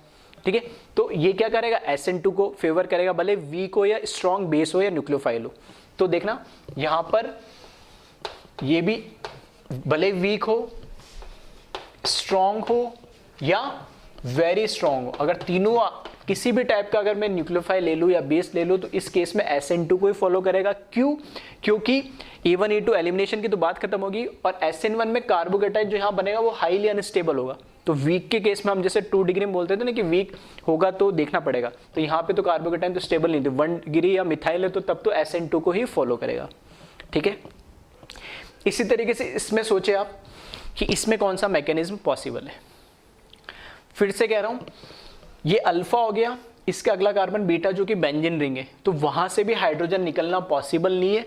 तो यहां पर एलिमिनेशन की बात फिर से खत्म होगी, ना तो E1 पॉसिबल है ना ही E2 पॉसिबल है, भले चाहे कोई सा भी बेस हो या न्यूक्लियोफाइल हो। ठीक है, अब मुझे कंपेयर करना SN1 और SN2 में।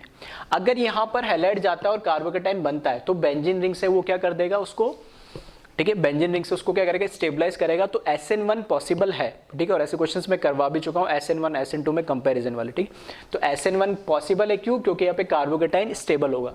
तो SN1 कहाँ फेवर करता है, वीक न्यूक्लियोफाइल के केस में, तो यहाँ SN1 पॉसिबल है। स्ट्रॉन्ग बेस आ जाएगा। ठीक है, और इसको मैं क्या बोल सकता हूँ, 1 डिग्री तो बोल सकता हूँ, ये भी तो क्या 1 डिग्री है, तो 1 डिग्री के केस के अंदर क्या किसको SN2 करता है, और स्ट्रॉन्ग बेस आएगा तो किसको SN2 मैकेनिज्म को क्या करेगा, फेवर करेगा। तो स्ट्रॉन्ग के केस में क्या हो जाएगा, ये SN2 हो जाएगा, और वेरी स्ट्रॉन्ग है तो भी SN2 ही रहना है। ठीक है, जब स्ट्रॉन्ग में SN2 हो रहा है तो वेरी स्ट्रॉन्ग में भी SN2 को ही करेगा फेवर, कोई दिक्कत नहीं है।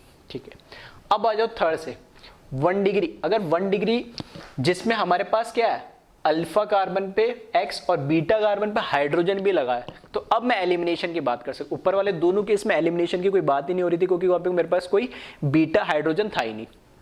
आप थोड़ा सा सोचिए, 1 डिग्री है, ठीक है, तो 1 डिग्री पे मैं अगर बात करूं तो SN1 कोई कार्बोकेटाइन की स्टेबिलिटी भी नहीं होती। तो SN1 और E1 में दोनों में क्या बनता है, कार्बोकेटाइन बनता है। तो ना तो SN1 होगा ना ही E1 होगा। क्यों नहीं होगा, क्योंकि कार्बोकेटाइन इंटरमीडिएट बनेगा और वो 1 डिग्री के केस में, ठीक है, हाईली अनस्टेबल होता है। 1 डिग्री कार्बोकेटाइन इतने स्टेबल नहीं होता। तो SN1 और E1 की बात हो गई खत्म। अब बात बची SN2 और E2 की बात। ठीक है, क्योंकि दोनों के अंदर ट्रांजिशन स्टेट बनती है, तो वहां पर जितना steric, less steric hindrance, steric crowded हमारा सबस्ट्रेट होगा, उतनी रिएक्शन की रेट ऑफ रिएक्शन क्या होती है, फास्ट। तो अब हम डिसाइड करना है कि SN2 होगा या E2 होगा। E2 के लिए मैंने बोल दिया स्पेसिफिक, अगर E2 में अगर ये स्ट्रॉन्ग बेस दे दिए, ठीक है, E2 के अंदर ये स्ट्रॉन्ग बेस दे दिए, तब तो हमें बिना सोचा समझे, ठीक है, E2 ही करवाना है। अगर हमारे पास वहां पे बीटा हाइड्रोजन है, तो यहां पे फिर भी लिख देता हूं E2 एट कहां, हाई टेम्परेचर। ठीक है, हाई टेम्परेचर होगा। ये बेस अगर हमें दे दिया, वेरी स्ट्रॉन्ग बेस दे दिया, तब तो यहां पर क्या एलिमिनेशन हो जाएगा, क्योंकि यहाँ पे अल्फा कार्बन पे जो X लिखा है उसके साथ में बीटा कार्बन पे हाइड्रोजन भी है। उसके अलावा वीक बेस हो या, ठीक है, स्ट्रॉन्ग बेस हो, दोनों ही केस में, ठीक है, क्योंकि कार्बोकेटाइन तो स्टेबल नहीं होगा, दोनों ही केस में क्या हो जाएगा, SN2 हो जाएगा।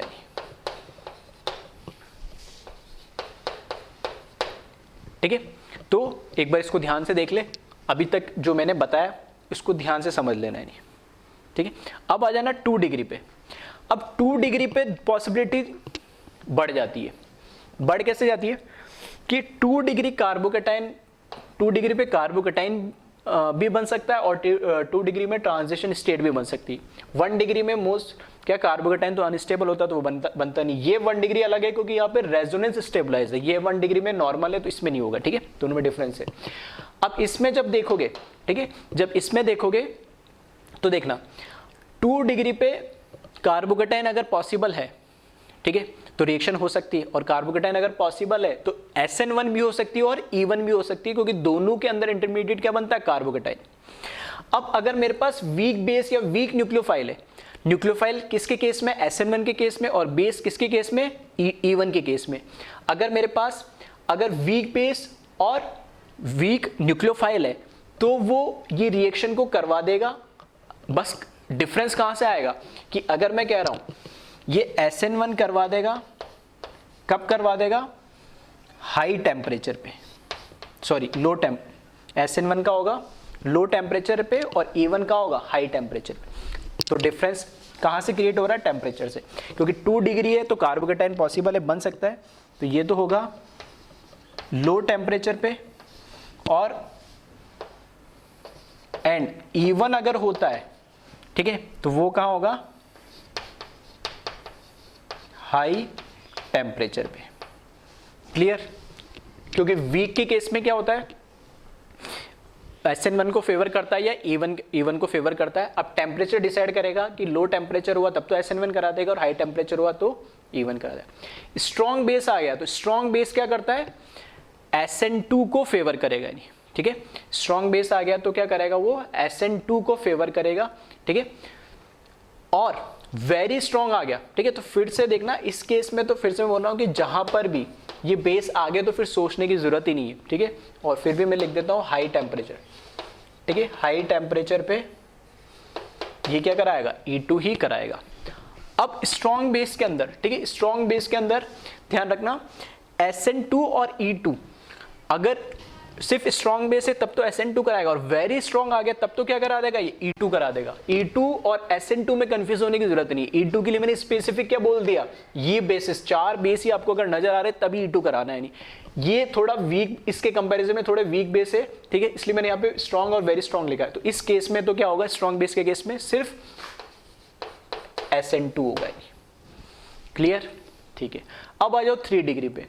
3 डिग्री में सबसे ज्यादा कंपटीशन होता है। सबसे ज्यादा कंपटीशन मतलब SN1 भी हो सकता है, E1 भी हो सकता है, ठीक है, और E2 भी हो सकता है। हाँ, SN2 की प्रोबेबिलिटी सबसे कम हो जाती है। कहां पर? 3 डिग्री पे। देखें कैसे? 3 डिग्री पे क्या होगा? कार्बोकेटाइन की स्टेबिलिटी सबसे ज्यादा होगी। 3 डिग्री पे कार्बोकेटाइन की स्टेबिलिटी सबसे ज्यादा होगी, तो वहां पर वो क्या करेगा? SN2 तो फेवर करता ही नहीं। जैसे 1 डिग्री पे कार्बोकेटाइन की स्टेबिलिटी सबसे कम होती है, तो यहां पे देखना SN1 कहीं बनता ही नहीं है। उसी तरीके से 3 डिग्री पे SN2 नहीं बनेगा। क्यों? क्योंकि कार्बोकेटाइन की स्टेबिलिटी सबसे कम हो जाती है, तो SN2 की होगी बात खत्म। अब 3 डिग्री पे कार्बोकेटाइन स्टेबल होता है तो या तो SN1 होगा या फिर E1 होगा। फिर से वही बात, SN1 कब होगा? अगर टेम्परेचर क्या हो? लो। तो ये होगा लो टेम्परेचर पे, और अगर E1 होता है तो ये क्या होगा? हाई टेम्परेचर पे। सेम स्ट्रॉन्ग बेस भी आ जाता है, स्ट्रॉन्ग बेस भी आ जाता है तो भी SN2 नहीं कराएगा। क्यों? क्योंकि वहां पे स्टेरिक क्राउडिंग होगी, तो रिएक्शन तो अभी भी क्या होगी? आइदर SN1 से होगी और E1 से होगी, ठीक है। तो ये होगी वापस लो टेम्परेचर पे, और ये होगी हाई टेम्परेचर पे। और अगर मैंने क्या ले लिया? बहुत ज्यादा स्ट्रॉन्ग बेस ले लिया, तो यहां पर तो E2 होना ही होना है इनके प्रेजेंस में। जो लास्ट कॉलम देख रहे होंगे वह मैं बिना सोचा समझे क्या लिख दे रहा हूं? E2 लिख दे रहा हूं, क्योंकि मैंने बोल दिया कि अगर ये बेस दे दिए, टेम्परेचर नहीं भी मेंशन है तो भी E2 होगा। यहां E2 नहीं होने का बस एक रीजन है, क्योंकि वहां पे कंडीशन ही नहीं, पॉसिबिलिटी नहीं है, अल्फा कार्बन के साथ बीटा हाइड्रोजन है ही नहीं दोनों के केस में, इसलिए यहां पर E2 नहीं हो रही। जहां पे भी अल्फा कार्बन पे हैलोजन और बीटा कार्बन पे क्या है? हाइड्रोजन है, और ये बेस दे दिया, तब बिना सोचे समझे E2 होनी, बस वहां पे नहीं है। जब हाइड्रोजन ही नहीं है निकालने के लिए तो कहां से रिएक्शन होगी? इस वजह से यहाँ पे SN2 करवाइए बस। बाकी ठीक है, 2 डिग्री पे थोड़ा कंफ्यूजन होता है, क्योंकि SN1 भी आ गई, E1 भी आ गई, SN2 भी आ गई, E2 भी आ गई, ठीक है। तो आपको कंडीशंस चेक करने पड़ेगी। तो 2 डिग्री पे क्वेश्चन वैसे सबसे कम पूछे जाते हैं, कोई कंफ्यूजन भी सबसे ज्यादा यहाँ पर होता है। फिर भी हम प्रैक्टिस 2 डिग्री पे भी करेंगे, तो कि थोड़ा कॉन्फिडेंस आए और हमें समझ में आए कौन से क्या रिएक्शन होगी, ठीक है। तो एक बार फिर से चाहो तो इसको, ठीक है, थोड़ा सा रिवाइंड करके फिर से सुन लेना मैंने किसके लिए क्या क्या रीजन बताया, और खुद से भी एक बार सोचना है, नहीं, ठीक है। और इसको एक बार कॉपी कर लो, और फिर हम इस पे कंबाइन क्वेश्चंस देखते हैं किस तरीके से पूछे जाते हैं, ठीक है। तो एक बार इसको कॉपी कर ले आप।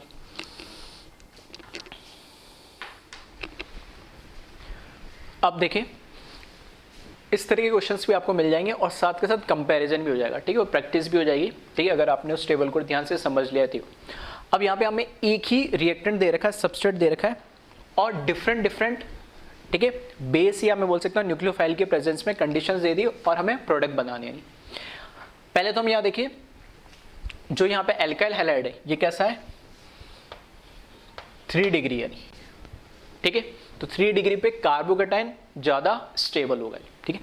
अब देखिए H2O कैसा दे रखा हमें, ठीक है। क्वेश्चन देगा right the product and type of mechanism. Type of mechanism मतलब मैकेनिज्म पूरा नहीं लिखना, हमें बताना E1, E2, SN1, SN2 इनमें से कौन सा होगा, ठीक है। और हमें प्रोडक्ट बताना है इसमें क्या बनेगा। H2 हमारा क्या वीक बेस या वीक न्यूक्लियोफाइल बोलेंगे, low temperature. Low temperature 3 degree carbocation, ठीक है। या तो 3 डिग्री पे कार्बोकेटाइन 3 डिग्री है, ठीक है, तो क्या होगा, या तो E1 को फॉलो करेगा या SN1 को। अगर लो टेम्परेचर दे दिया और वीक बेस दे दिया, ठीक है, तो यहां से क्या बनना है, SN1, ठीक है। तो SN1 मैकेनिज्म होगा ये, और प्रोडक्ट जो बनेगा, ठीक है, कार्बोकेटाइन बनेगा पहले और फिर उसके अकॉर्डिंग क्या बनेगा, प्रोडक्ट, ठीक है। तो 2 प्रोडक्ट बन जाएंगे वैसे यहां पे। एक तो प्रोडक्ट बनेगा ये और एक प्रोडक्ट बनेगा ये, ठीक है। इस साइड बना लो, इस साइड बना लो, सेम ही। ये प्रोडक्ट हमारा क्या होगा, मेजर होगा सेटजेफ, और ये प्रोडक्ट इस केस में क्या होगा, माइनर होगा हॉफमैन। सही है। H2 वीक न्यूक्लियोफाइल या वीक बेस है, टेम्परेचर 80 डिग्री मतलब high temperature at weak base और 3 डिग्री कार्बोकेटाइन। इसका मतलब किसको फेवर करेगा, ये E1 को। मतलब कार्बोकेटाइन है 3 डिग्री पे ज़्यादा स्टेबल होगा, तो या तो 1 ही होगा, SN1 या E1। लो टेम्परेचर पे SN1, हाई टेम्परेचर पे E1। मतलब सॉरी सब्स्टिट्यूशन मैंने प्रोडक्ट गलत लिख दिया। ये दोनों प्रोडक्ट तो क्या इसमें एलिमिनेशन बनेंगे ना, ये तो यहां पर सब्स्टिट्यूशन होगा,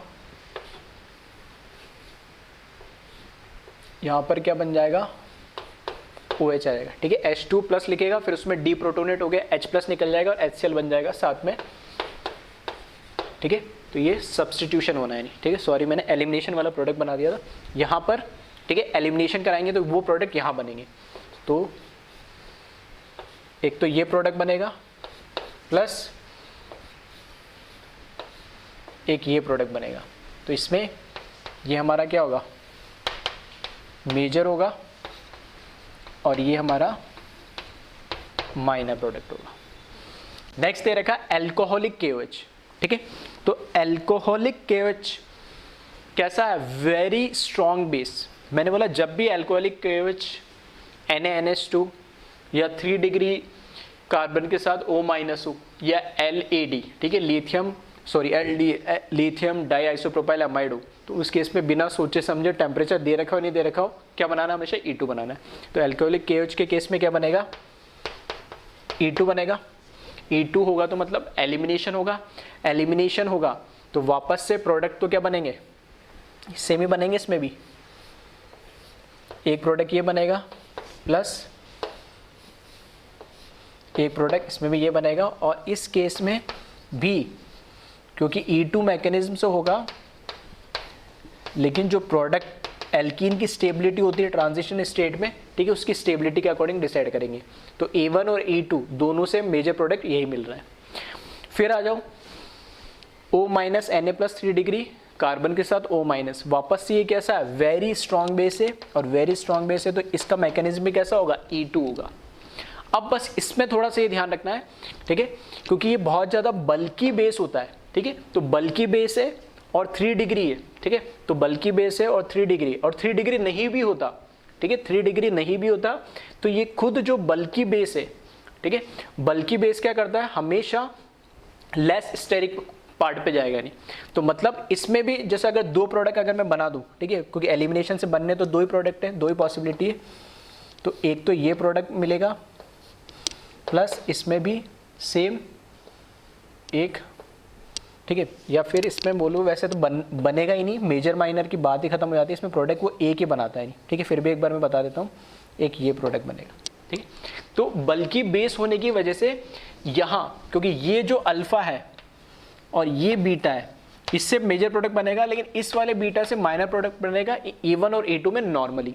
लेकिन जब भी ये बल्कि बेस आ जाता है, ठीक है, तो स्टेरिक क्राउडिंग की वजह से ये वाला इस बल्कि बेस के साथ मेजर प्रोडक्ट बनाएगा और ये माइनर प्रोडक्ट बनेगा इस केस में, ठीक है। रीजन क्या है, स्टेरिक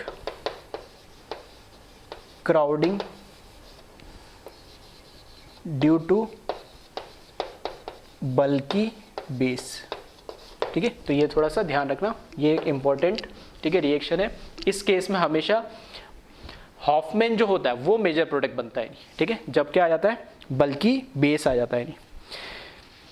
इसको एक बार कॉपी कर ले और कुछ देखते इस तरह के क्वेश्चन।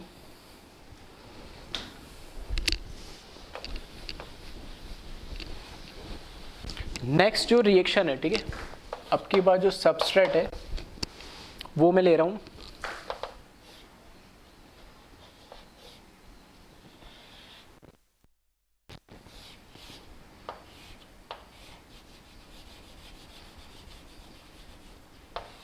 ठीक है, ये सबस्ट्रेट लिया इस बार मैंने, और इसकी जो रिएक्शंस मैं करवा रहा हूं इस बार,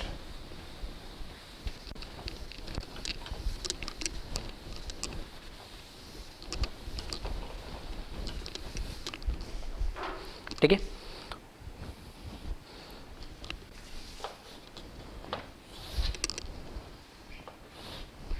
ठीक है। फर्स्ट जो इसमें मैं बेस या रिएजेंट जो ले रहा हूं वो ले रहा हूं NaN3, फिर NaI in presence of acetone, फिर ठीक है प्रोडक्ट बनाते चले इसके R C double bond O minus Na plus, फिर CS3 माइनस Na प्लस, ठीक है, CS3O minus Na plus in presence of CS3OH,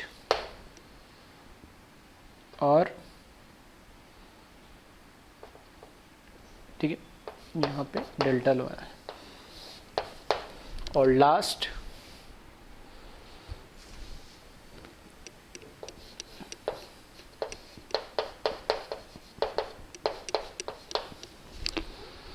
ठीक है। तो इसमें प्रोडक्ट बनाए, क्या क्या बनेंगे, मैकेनिज्म बताए कि कौन से मैकेनिज्म से ये रिएक्शन होगी और क्या प्रोडक्ट इसमें बनेगा। सबस्ट्रेट की बात करें तो यहाँ पर ठीक है कैसा है इस बार, ये 2 डिग्री है, ठीक है, तो मैंने बोला था थोड़ा 2 डिग्री में सबसे ज़्यादा कन्फ्यूज़न रहता है, तो इस केस में देखिए क्या होगा, यानी अब ठीक है, और इस बार क्या दे दिया सबस्ट्रेट में भी, क्या दे दिया हमें वेज पोजीशन दिखाई है, और हमें पता है कि जो SN2 होता है उसमें भी इन्वर्जन होता है, ठीक है, E1 और SN1 उसमें तो कार्बोकेटाइन का फॉर्मेशन होता है, ठीक है, तो अगर कायरल हुआ तब जाके एनेंटियोमरिक पॉसिबिलिटी है, ठीक है, अदरवाइज SN2 है तो इन्वर्जन होगा, और अगर E2 है तो कहाँ एंटी पोजीशन से एलिमिनेशन होना चाहिए, नहीं सही है, तो उसके ठीक है उस स्टीरियो केमिस्ट्री को ध्यान रखते हुए इसके प्रोडक्ट बनाना थोड़ा सा, ठीक है, क्योंकि इस बार कैसे दे दिया इसने हमें वेज पोजीशन पे, नॉर्मल सीएल दे रखा होता है तब मैं कुछ नहीं कहता, लेकिन यहाँ पर ठीक है इस बार वेज में दे दिया, तो हमें ये बताना पड़ेगा कि इस केस में ठीक है इस केस के अंदर स्टीरियो केमिस्ट्री के अकॉर्डिंग क्या प्रोडक्ट बनेगा। तो देखिए स्टार्ट करते हैं Na से, Na प्लस और N3 माइनस, ठीक है, माइनस चार्ज है, इसका मतलब कैसा है, ये हमारे पास स्ट्रॉन्ग बेस है, ठीक है, न्यूट्रल वाले या पोलर प्रोटिक वाले वीक होते हैं, और उसके अलावा चार्ज पार्टिकल वाले कैसे होते हैं, स्ट्रॉन्ग होते हैं, नहीं ठीक, और वेरी स्ट्रॉन्ग वाले मैंने अलग बताई दिए। तो ये क्या करेगा, 2 डिग्री है, स्ट्रॉन्ग बेस है, ठीक है, 2 डिग्री स्ट्रॉन्ग बेस है, स्ट्रॉन्ग न्यूक्लियोफाइल है, तो क्या करेगा SN2 मैकेनिज्म को फॉलो करेगा। अगर वीक बेस होता तब मैं SN1 की बात करता या E1 की बात करता है, ठीक है, तो यहाँ पर स्ट्रॉन्ग बेस है तो क्या करेगा SN2 के साथ करेगा, और जो इसका प्रोडक्ट बनेगा ठीक है सब्स्टिट्यूशन होगा SN2 का, तो क्लोरीन हटके ठीक है, इन्वर्जन हो जाएगा। तो यहां पर ध्यान रखना, यहां वैज दे रखा तो यहां क्या आ जाएगा, डैश आ जाएगा, और यहां पर क्या इस तरीके से N3 लग जाएगा। ठीक है, तो एक बार थोड़ा सा उसको, ठीक है, जगह कम थी तो मैंने इस तरीके से लिखा है। मतलब हो क्या रहा है, हमें पता है कि SN2 के अंदर इन्वर्जन होता है, वही दिखाया बस। ठीक है, लिख देता हूं मैं। वैज पे था तो जो हाइड्रोजन है ना, जो हमारा डैश पे था वो हाइड्रोजन वैज पे चला जाएगा, और डैश पे कौन आ जाएगा, N3 आ जाएगा।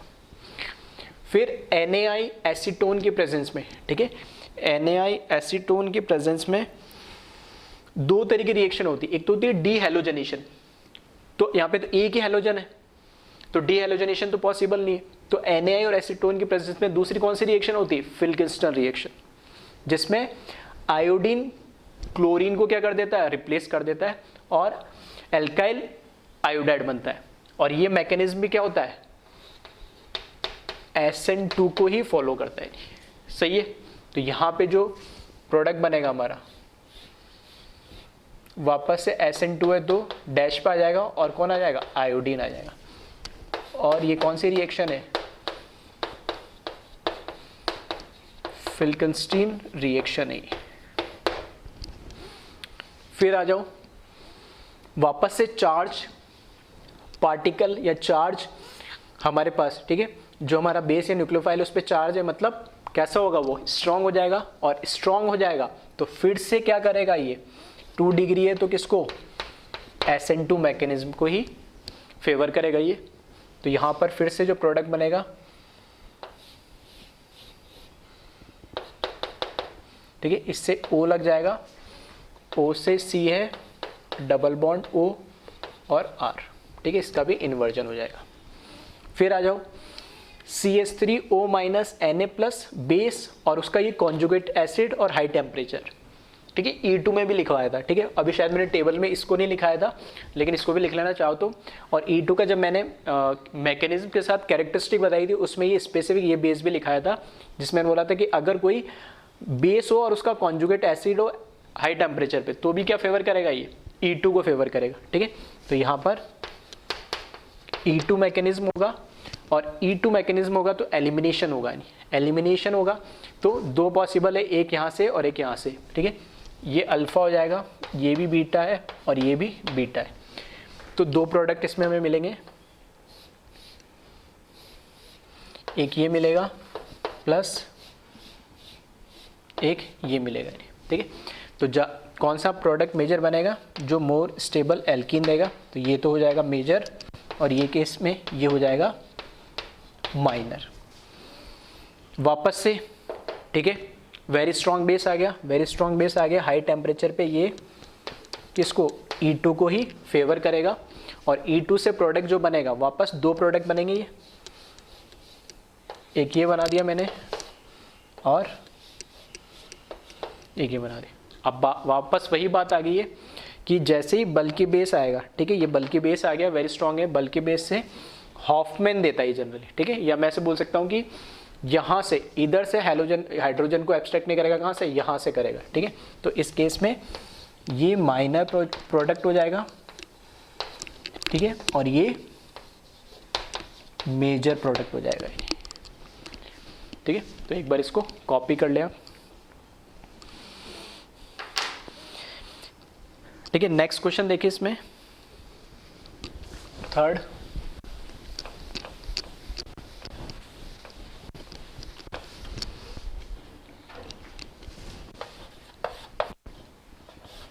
एक साइक्लिक कंपाउंड ले लेते हैं,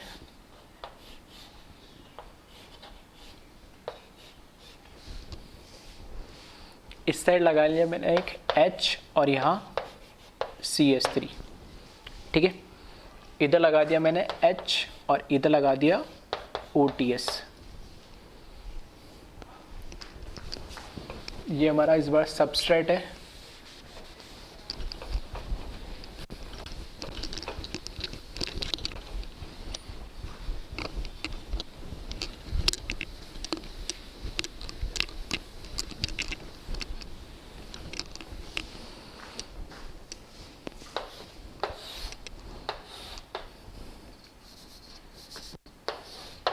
ठीक है। इसके रिएक्शन करवा रहे हैं हम, इसके रिएक्शन एक तो हम करवा रहे हैं एक्वस NOH के साथ, तो क्या प्रोडक्ट बनेगा, ठीक है। और दूसरा CH3O माइनस Na+ और इसी के एसिड के सॉल्वेंट के साथ, ठीक है। तो इसके दोनों के बताए क्या प्रोडक्ट बनेंगे। तो देखिए यहाँ पे इस बार ये जो OTS है ये क्या है, लिविंग ग्रुप है यानी, ठीक है। OTS कैसा होता है, एक अच्छा लिविंग ग्रुप होता है, ये लिविंग ग्रुप है। और कैसा है ये, मतलब 2 डिग्री कार्बन पे, ये भी साइक्लिक पे है लेकिन 2 डिग्री कार्बन पे। एक्वस NOH, मतलब NOH का मतलब कैसा हो गया, OH माइनस, इसमें क्या होगा, बेस होगा, Na+ और OH माइनस होगा। तो OH माइनस कैसा है, चार्ज पार्टिकल हो गया। और चार्ज पार्टिकल कैसा होता है, स्ट्रॉन्ग बेस होता है, और स्ट्रॉन्ग बेस होगा 2 डिग्री में, ठीक है। तो कैसे देगा ये, SN2 देता है। अगर ये वीक बेस होता है H2 तब ये क्या दे देता है, SN1, लेकिन स्ट्रॉन्ग बेस है तो क्या देगा ये 2 डिग्री में SN2, ठीक है। मैंने बोला था 2 डिग्री में सबसे ज़्यादा कन्फ्यूजन और चारों के अंदर कॉम्पिटिशन होता है, ठीक है, कि SN1 SN2 A1 A2 सब पॉसिबल है। तो SN2 होगा। तो बस अब ध्यान क्या रखना है कि अगर, अब इसको कैसे मानो, ये प्लेन में इसको नीचे और इसको ऊपर, इस तरीके से, ठीक है। वैज डैश नहीं दे रखा तो ऐसे मान लेना। तो इसमें क्या होगा, SN2 है तो इन्वर्जन होगा। तो बस प्रोडक्ट जो बनाओगे उसको इन्वर्जन के हिसाब से बनाना, ठीक है। यहाँ तो अभी मैं ऑप्शन नहीं दे रहा हूँ, लेकिन ऑप्शन जब देखोगे तो उसमें कोई दिक्कत तुम्हें आएगी नहीं।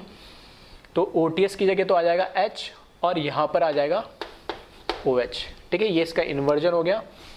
और यहाँ पर H और जो CH3 ये एज इट इज रहेंगे, यानी सही है। यहाँ पर अगर हम बात करें CH3O माइनस और Na+, ठीक है, वापस ये कैसा आ गया, वेरी स्ट्रॉन्ग बेस आ गया, और वेरी स्ट्रॉन्ग बेस है, ठीक है। तो यहाँ पर क्या हो जाएगा, वेरी स्ट्रॉन्ग बेस है, तो यहाँ पर E2 मैकेनिज्म को ये फॉलो करेगा, और E2 मैकेनिज्म को ये फॉलो करेगा, ठीक है। तो जो प्रोडक्ट बनेगा यहाँ से, ये अल्फा कार्बन है, ठीक है। यहाँ से बना लो, दोनों क्या होंगे, सेम, ठीक है। इधर से भी बना सकते हो, कोई फर्क नहीं पड़ता, दोनों सेम ही है। तो ठीक है, नीचे वाले से अगर मैं बनाऊंगा तो यहाँ बन जाएगा, यहाँ पे H हो जाएगा, यहाँ पे CH3 हो जाएगा, ठीक है। बाकी वो तो H ही, तो ये बन जाएगा। इसमें एक चीज़ देखोगे तो एक खास बात क्या है, ये वाला जो कार्बन है कैसा हो गया, कायरल सेंटर हो गया। HCH3 दो तो अलग है, यहाँ से 1 2 3, ठीक है, 1 2 3 पे डबल बॉन्ड आ रहा है, और ये 1 2 पे डबल बॉन्ड आ रहा है, मतलब चारों वैलेंसी इसके और इसकी अलग अलग हो रही है। तो एक कायरल सेंटर हो गया, तो यहाँ 2 प्रोडक्ट मिल जाएंगे हमें, ठीक है। एक R मिल जाएगा और एक S मिल जाएगा। 2 प्रोडक्ट मतलब एनेंटियोमर या रेसिमाइजेशन पॉसिबल यहाँ पर है, ठीक है।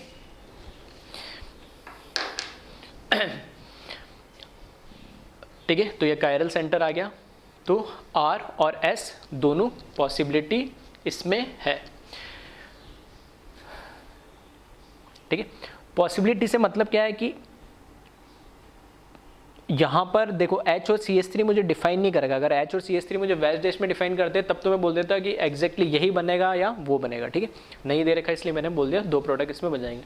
तो अल्टीमेटली जो, ठीक है, इस लेक्चर में यानी जो हम कंपैरिजन वाली बात कर रहे थे, ठीक है, कि 1 डिग्री 2 डिग्री 3 डिग्री में, या अकेला हमें एल्काइल हैलाइड दे रखा है या फिर बेंजीन रिंग के साथ दे रखा है, तो किस तरीके से कंपेयर करना है, ठीक है। चारों को एक साथ लेके थोड़ा कुछ उसको, उसमें क्या हुआ, एक तो समराइजेशन हुआ, दूसरा कन्फ्यूजन कि कहाँ पे क्या होगा, ठीक है। तो उसको मैंने और ज़्यादा स्पेसिफिक कर दिया कि E2 को तो हमेशा वही कहाँ कर, जहाँ पे भी वो वेरी स्ट्रॉन्ग बेस दे रखे, ठीक है।